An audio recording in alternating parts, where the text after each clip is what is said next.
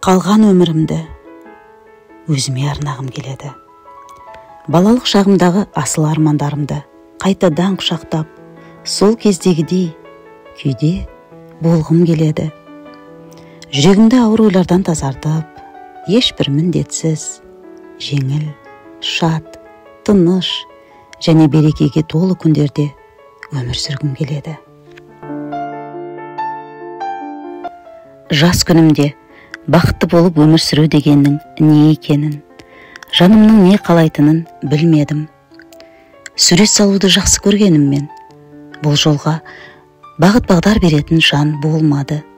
Керісінше үлкендер, суретші болсаң кедей боласың деп, үмітімді үзді. Ауылда өскен мен, сол менталитетке бой ұрдым. Жақсы оқысам да, жоғары оқу орнына түсуге мүмкіндік болмады. Жолға да, киімге де ақша жетпеді.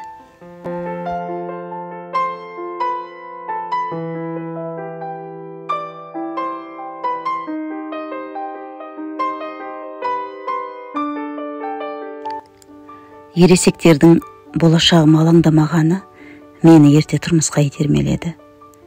Бірақ ол өмір маған бақыт әкелмеді. Үй қызметшісіндей болдым. Ақыры балаларымды жалғыз өзім өсіруге тура келді. Талай қиындықты бастан өткердім.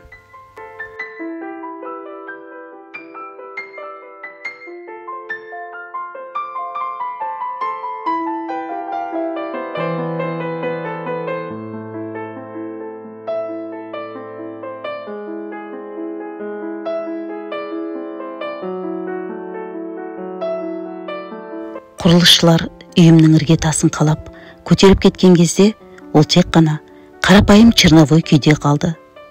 Бюджетте ақша болмаған соң, ішкі әрлеу жұмыстарында, декорациясында бәрін өз қолыммен жасадым. Бір жыл бойы үйдің әр бұрышын көркейтіп, бау-бақша отырғыздым, жеміс ағаштары, талдар. Ал енді сол еңбегімнің жемісін көріп отырмын. Қазір мен әдемі, ыңғайлы үйде отырып сурет саламын. Бау-бақшаның хош иісінен шабыт аламын. Балалық арманымды орындау үшін көп тер төктім. Енді міне, балаларым білім алып, өз жолын тапқанда, мен де өмірімнің жаңа парағын аштым. Ауылдан үй салып, ішкі жөндеуін жасап болған соң, қолыма қылқалам алдым. Сурет салу мен үшін жан рахаты. Ол табыс әкеле ме, жоқ па, мен білмеймін. Бірақ қазір қылқалам менің жан серігім, ал өз қолыммен жасап алған кенептерім ішкі әлемімнің айнасы. 50 жастан кейінгі өмірімді тек сурет салумен өткізсем, қалай болар екен? Жүрегімдегі бар шабытты кенепке төгіп, әр таңды бояулармен қарсы алсам деймін. Ал сен қалай ойлайсың, асыл көрермен? Пікіріңді бөлісіп қойшы, мен үшін әр сөзің қымбат. Мүмкін сенің бір ауыз сөзің менің болашақ жолымды айқындап берер.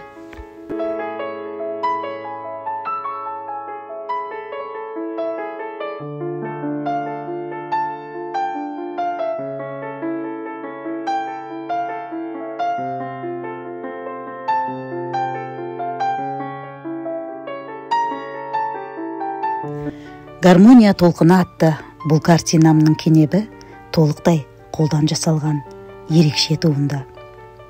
Ауылдағы табиғи заттармен ыстық ықыласпен әзірледім. Фанера, ағаш рейкалар, зығыр матасы, желім, лак және бояу сияқты табиғи заттарды қолданып жасадым. Ал ең басты қоспасы жүректен төгілген шексіз махаббат.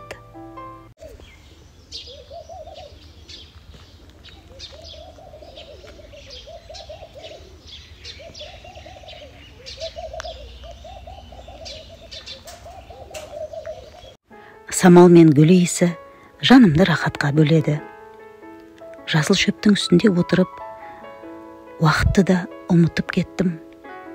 Кітап бетіндегі әр сөз жан дүниемде жаңа ойдың бір жүк атуына әсер етті. Бір сәт аспанға көз тігіп, бұлттармен бірге қиялға да қондым. Табиғаттың әр үні, әр түсі жүрегіме тыныштық сыйлады.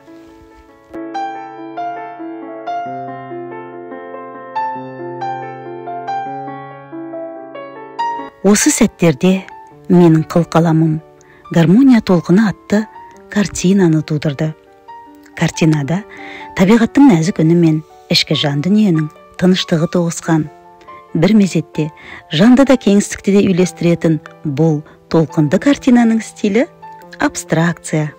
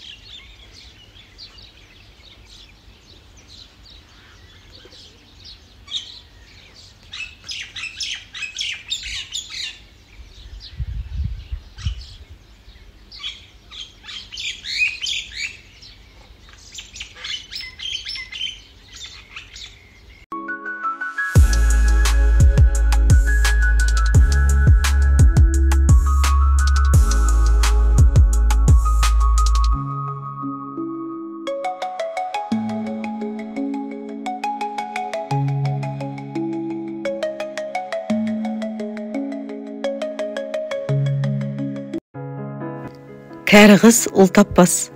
Ұл тапса, қоярға жер таппас демекші. Мына туындымды. Қоярға жер таппай, жүрсімді-ай.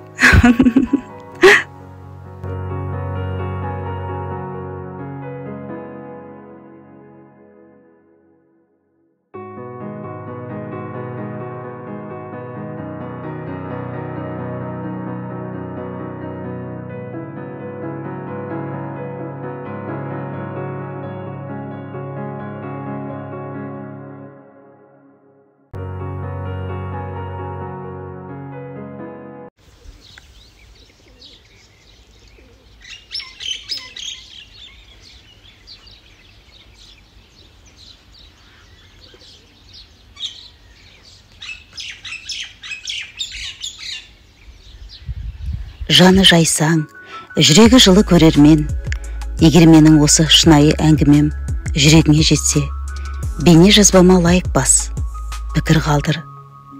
50 жасқа келгенде ғана сурет сала бастаған нәзік жанды апаңа қолдау білдір, арнаға жазыл. Алда әлі талай шабыт пен шығармашылыққа куә боласың.